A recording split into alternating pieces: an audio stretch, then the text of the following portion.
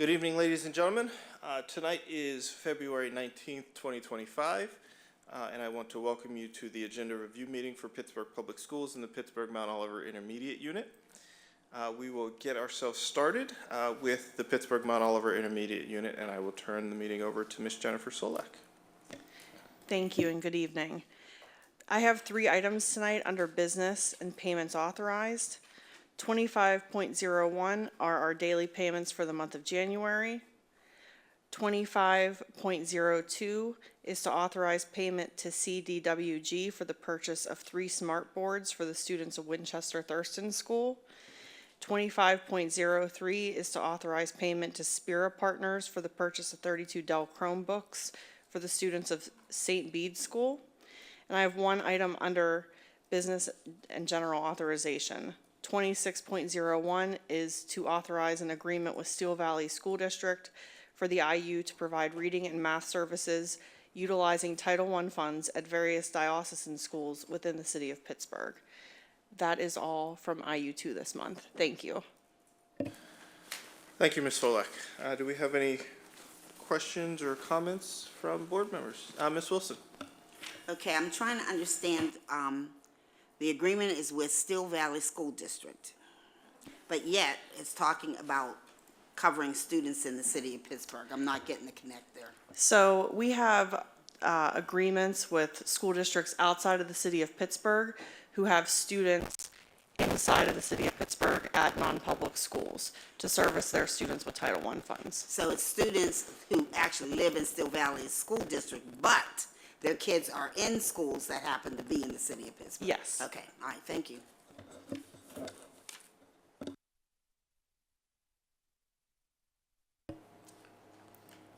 Any other questions?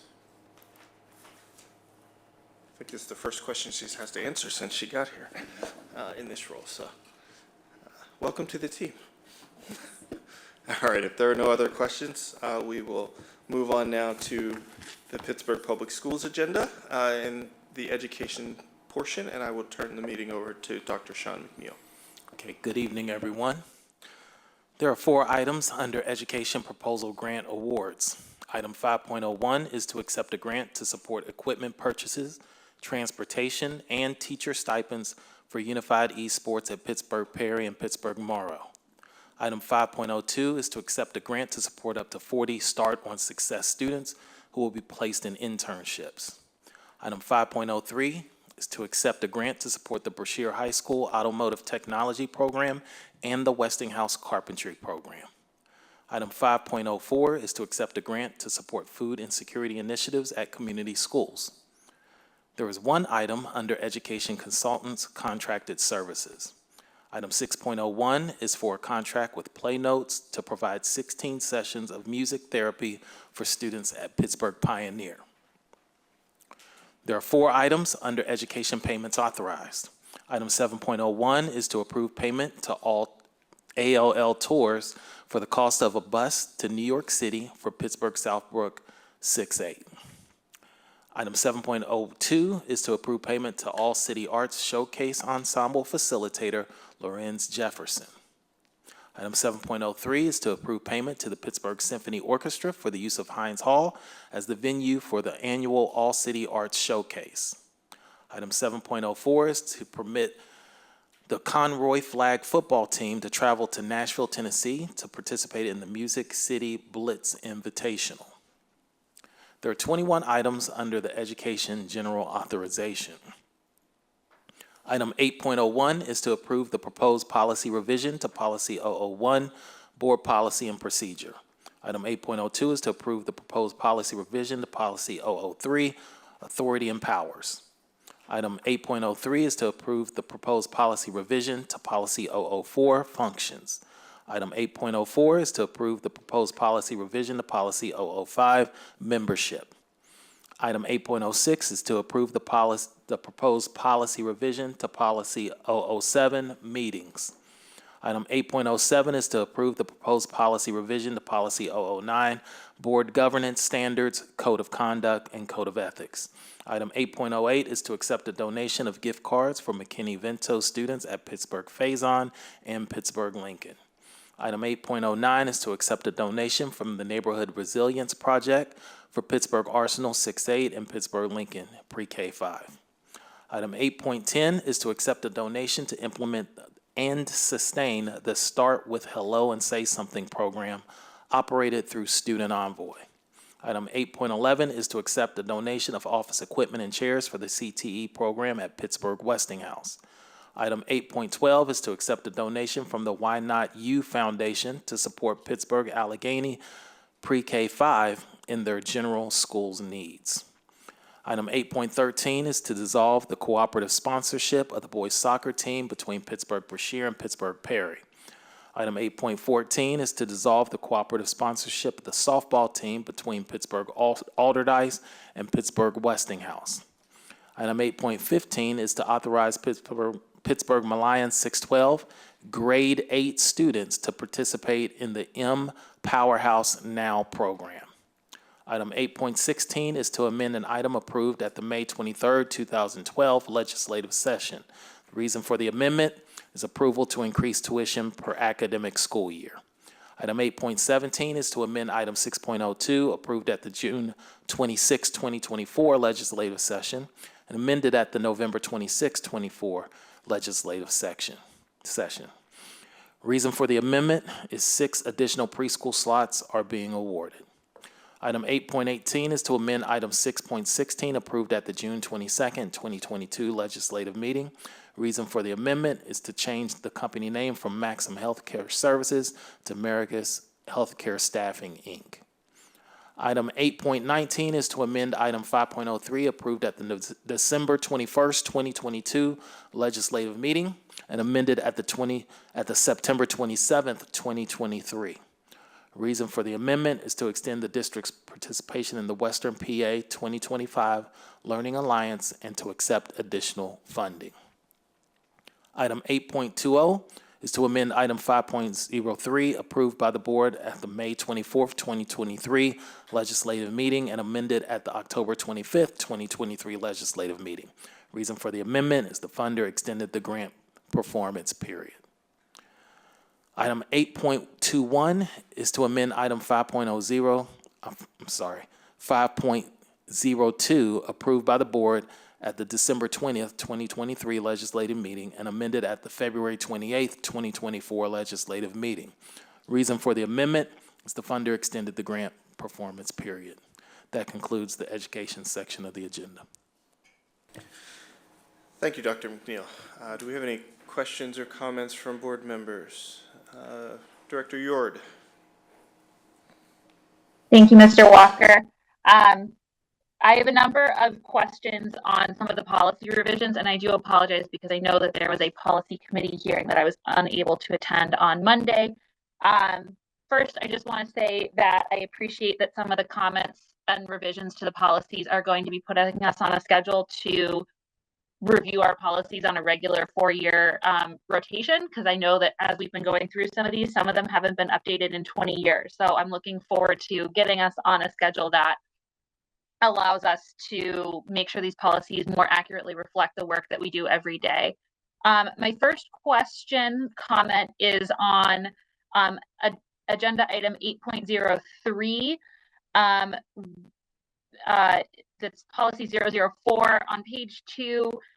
There's a paragraph about planning, and we removed the word annual from the language about reviewing the comprehensive plan and the goals. And I was just curious as to why we did that, and if we're not going to review them annually, what's the expected timeline there?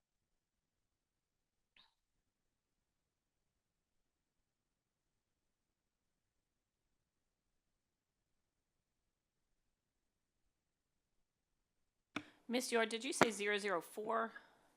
Yeah, 004. Okay, I just want to make sure. Where on page 2? Page 2, it is item number 1. It says planning. The board shall, and then in that section, we're reviewing the strategic direction for the district. And it previously said that we were going to annually review the school district comprehensive plan and goals, but we took out the word annually. And I'm curious as to why and if we're not reviewing annually, what's the timeline for reviewing the goals?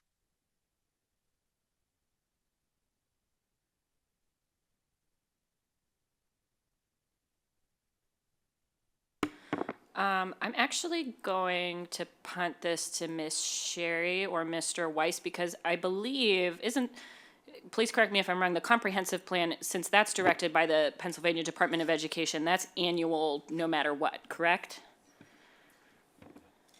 Yes. Okay. Okay. Thank So you. we're kind of assuming that it's like implicit, I guess, Ms. Petrovsky? Yes. Okay, got it. Then that's fine. My next comment is on agenda item 8.04.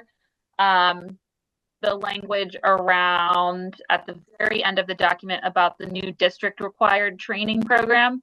I know as a board member that this is referring to the internal onboarding process that Ms. Talaferro has led, and that we're going to formalize with this document.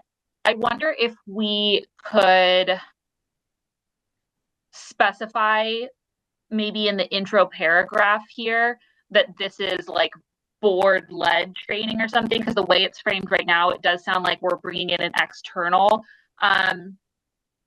training provider. And I know as a board member that that's not the case, but others, board members in the future or members of the public may not know that. So could we make an adjustment to just say that this is like board-led training or board-developed training? Yeah, I think that makes perfect sense. Okay, thank you.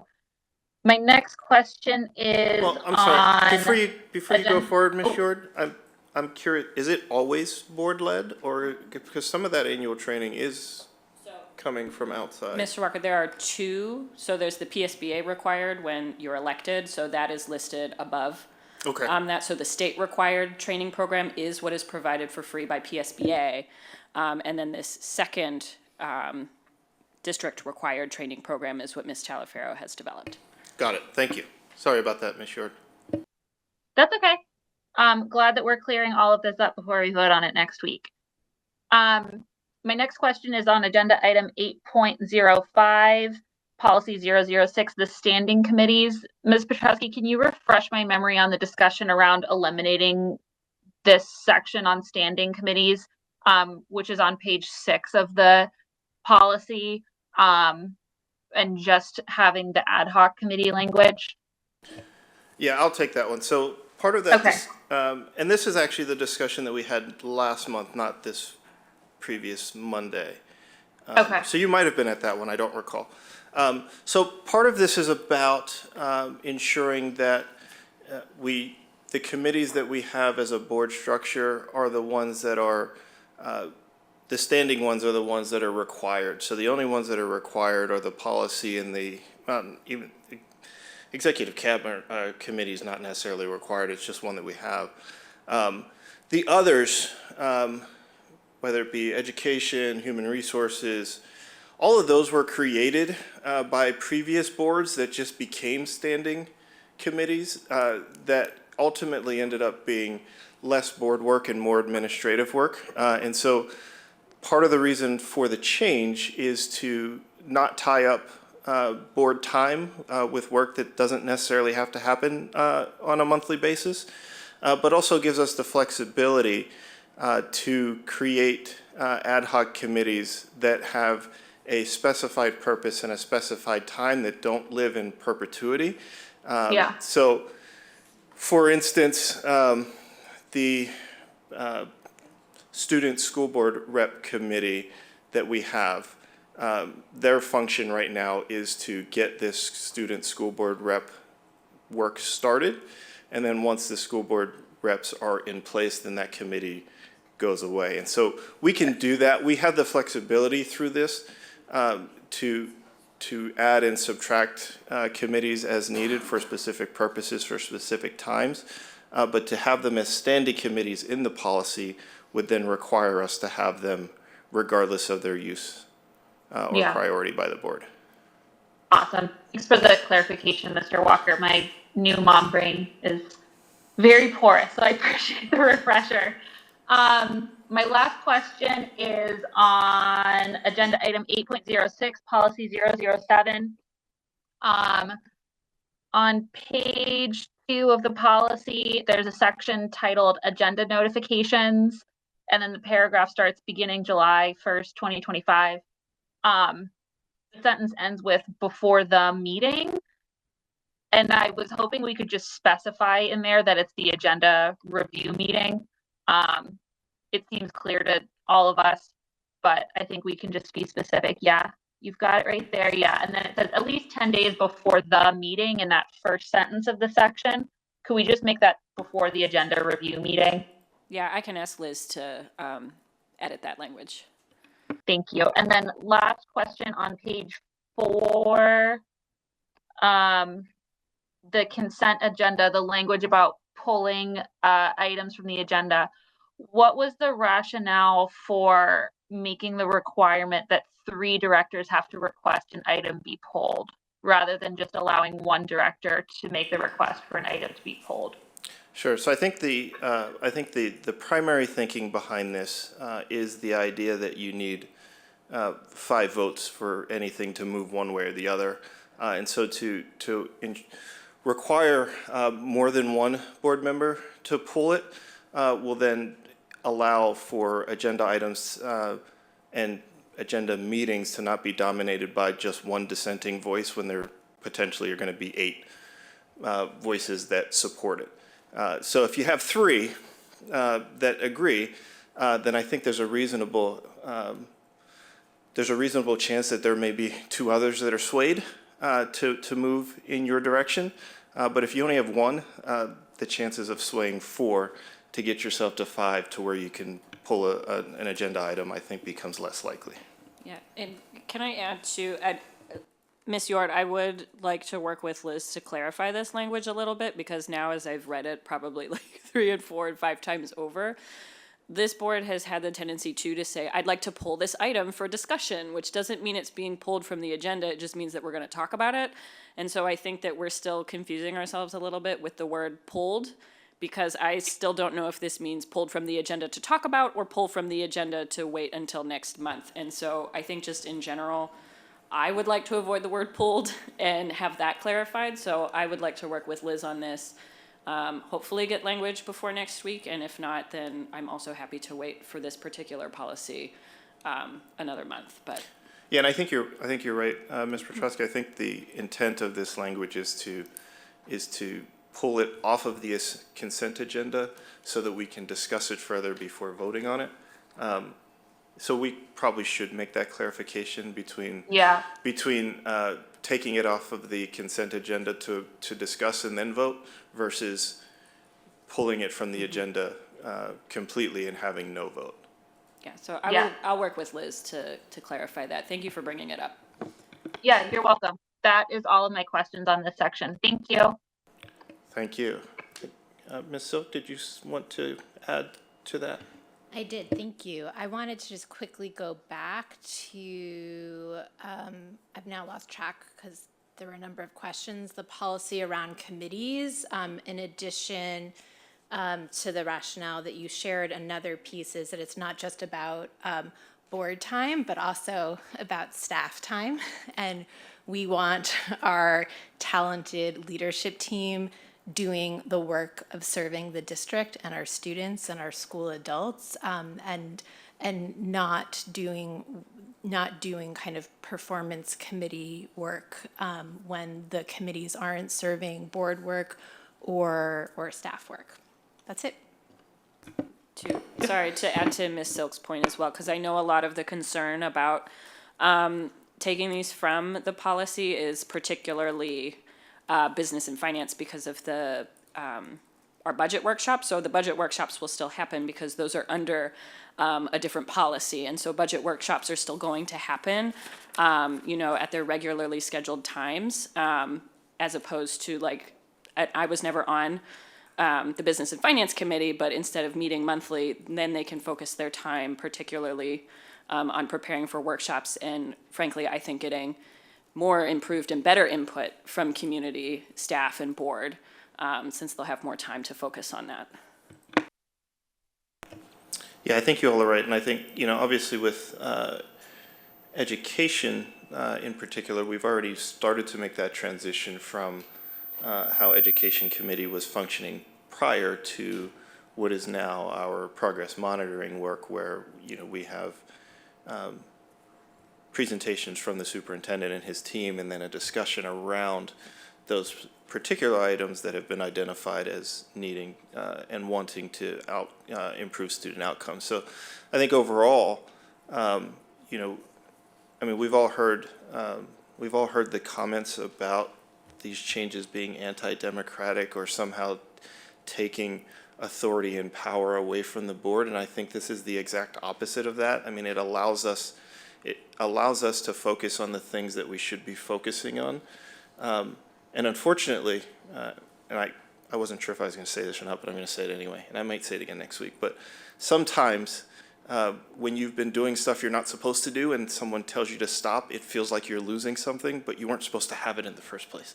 And so now we're putting things back, you know, as close as we can to the way the system was supposed to work, which is the superintendent leading the district, his team driving outcomes, and then the school board holding the superintendent accountable for those outcomes of students.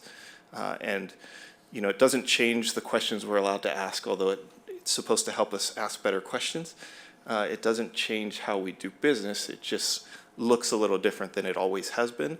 But again, we don't want to get into, we don't want to get into a situation like one of our sister or brother board organizations that spent 7 hours talking about what books are in the library or not. That is not our job. So we're trying to get back to our job. So thank you for those questions, Ms. Yord. And if there are other questions? Mr. Barker. Good evening. 006, just correct me if I'm wrong, because someone had indicated to me that we removed Standing Legislative Committee of the Whole on Education, Business / Finance and Personnel. I understand that it's already been updated on the board website, even though the policy hasn't been voted on yet. Is this true? So, Mr. Barker, what's listed on the website are the committee assignments that we put out in January. Some of them do reflect anticipated changes. Some of them, you know, some of the committees, we just didn't put a chair or co-chair on because we knew that the work that they were doing wasn't useful.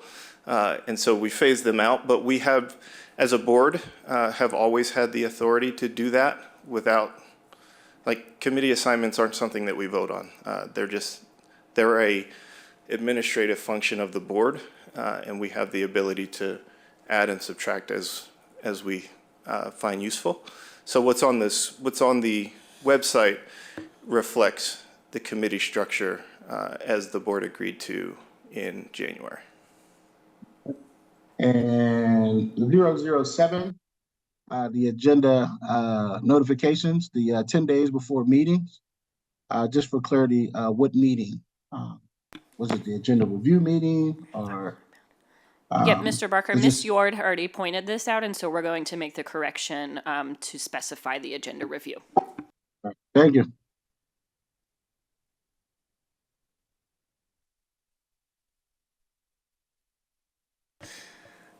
Yes, Ms. Silk. Just a quick comment for item 8.16, because this additional information came in a response to a question that I asked in advance.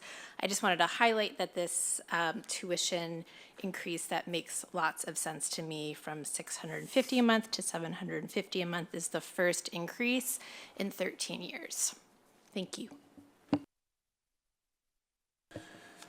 Thank you. I did actually have one extra question, and this is probably super quick. So we have 8.13 and 8.14, where we're dissolving some cooperative sponsorships for athletic teams.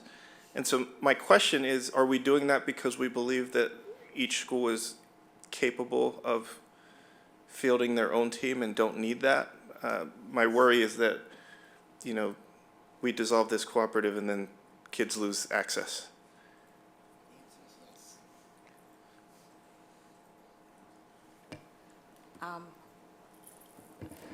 Good evening. Yes, they have the numbers, according to Ms. Arnold, our athletic director, that the cooperative is being dissolved because the schools have the numbers currently for individual teams for each of the schools. I also followed up because one of them identifies this taking place with spring sports, and she assured me that they have the necessary number of students for each school to participate. Excellent, thank you. You're welcome. And then my last comment, I'm super excited about the Conroy young men getting to go to Nashville to play football. Myself and Mr. Barker were at their recognition celebration a few weeks ago, and those young men are like rock stars in that school. And it is great to see young men kind of coming into their own, regardless of their their differences. And yeah, they're just phenomenal. And if I can figure out how to get myself to Nashville in March to watch them play, I'm going to do that. I don't want to have responsibility. I just want to have fun and watch them play. But yeah, just fantastic. And so if you get a chance to check out what those young men are doing at the celebration, they got a custom-made cleat recognizing their championship from a gentleman who is renowned for doing all of the custom cleats for the NFL. So they got like a quality, it's spectacular. So you should check it out. All right, I'll stop. And seeing no other questions, we will turn it over to Mr. Joseph for the business section. Under consultants and contracted services, there are 23 items. Item 10.01 is for the purchase of USB-C cables for iPads. Item 10.02 is a contract for abatement work associated with chiller plant renovations at Brashear. Item 10.03 is for the annual software license agreement with Child Plus. Item 10.04 is a contract for mechanical work associated with ground floor piping modifications at Carmalt. Item 10.05 is a contract for a partial roof replacement and restoration at Allegheny Pre-K to 5. Item 10.06 is for the purchase of supplemental math resources and materials for preschool students. Item 10.07 is a placeholder for electrical work associated with lighting replacements for the carpentry and cosmetology spaces of Westinghouse. Item 10.08 is a contract for electrical work associated with fire alarm system repairs at various locations throughout the district. Item 10.09 is a contract for engineering design services needed for the steam pressure reducing station replacement at the administration building. Item 10.10 is a contract for engineering design services needed for the replacement of rooftop units at the service center. Item 10.11 is a contract for engineering design services needed for the steam pressure reducing station replacement at SciTech.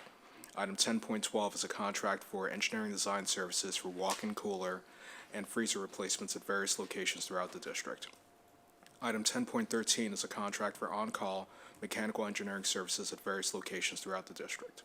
Item 10.14 is a contract for general work associated with the power distribution system replacement at Chartiers. Item 10.15 is a contract for mechanical work associated with the chiller plant renovation at Brashear. Item 10.16 is a contract for on-call architectural design and engineering services for site work at various locations throughout the district. Item 10.17 is a contract for electrical work associated with chiller plant renovations at Brashear. Item 10.18 is a contract for electrical work associated with pool filtration system replacements at various locations throughout the district. Item 10.19 is a contract for electrical work associated with the power distribution system replacement at Chartiers. Item 10.20 is a contract for plumbing work associated with the pool filtration system replacements at various locations throughout the district. Item 10.21 is a contract for engineering and technical services for dust collection, testing, balancing, and commissioning at Kappa. Item 10.22 is a contract for the replacement of the playground equipment at Soft Surface at Crescent. And item 10.23 is a contract for mechanical and electrical design consulting engineering services to provide a new electrical service to Whittier. Under payments authorized, item 11.01 is a placeholder for the approval of the daily payments for January. Item 11.02 is for the approval of the change orders for this month. Item 11.03 is a placeholder for excess workers' compensation insurance coverage. And item 11.04 is a placeholder for nurse practitioners, occupational therapists, and physical therapists' professional liability insurance coverage. Under general authorization, 12.01 is a donation from the Chef Ann Foundation. 12.02 is a donation from Tree Pittsburgh. 12.03 is a service agreement for an online ticketing system. 12.04 is an amendment to our contract with GLA Water, and there are two recently added items. Item 12.05 is an amendment to our contract with Denton, Cohen and Grigsby. And item 12.06 is an amendment to our contract with Petrogallo, Gordon, Alfano, Bosick, and Responti. Section 16 contains the travel reimbursement applications, travel report, and ABE report for this month. And there is one new business item. Item 17.01 is a resolution regarding the lawn litigation. Thank you.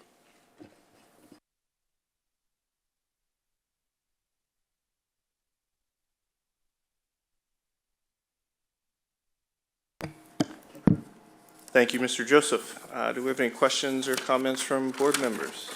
Director Silk. Thank you. I have one comment to lift up for many of the items in section 10, that it is now my understanding that the inclusion of facilities improvements as these agenda items, in addition to how they are outlined in capital planning documents, is really the way that we are currently communicating these investments with the public. And as I personally hope we are moving forward with plans to reimagine and restructure our district, I think it's important that we think about how we communicate this information in a more user-friendly way with the public, so that as we are working on, hopefully, again, saying from the eye, I hope that we are about to start working on a multi-year plan. How are we communicating that improvements are being made in certain buildings along the way? Thank you. Ms. Wilson. Thank you. Item 12.03, the hometown ticketing sample fee structure. Is this going to be per sport? When it's for like just football, and if you want basketball, you do that separately? Hi, Stephanie. Yes, it would be based off of the event or the sport activity. Because I'm looking at season pass, so one season pass would only mean football, and if you want a season pass for basketball. What about, I guess it wouldn't matter where you go to see the the basketball games. Would that cover everything or just your home school? Well, there's still some things we do have to work out, because schools do also get a portion of those funds, so we do have to work out how that would work. Ideally, it would be a season pass. Probably wouldn't include your championship maybe or things like that, but it would be a season pass.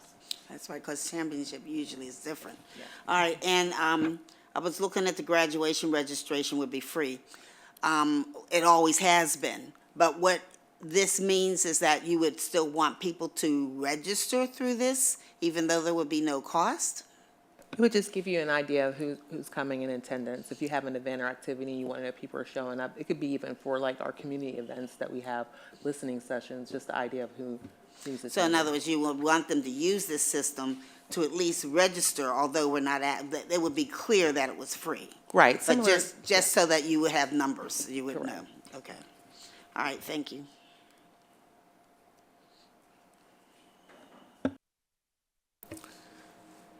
Any additional questions on the business section?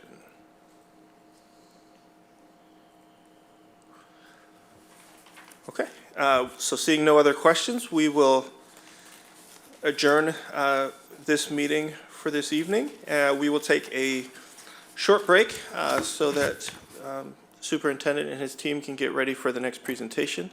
For those who want to come on to the education meeting to hear the reporting on biology, you should log out of this. There is a separate link for the next meeting, and you can log back into that. And obviously, those that are watching on the website would need to move to the new link. But we will get started here shortly, as soon as the superintendent gives us the go-ahead that he's ready. Thank you all. Have a good night.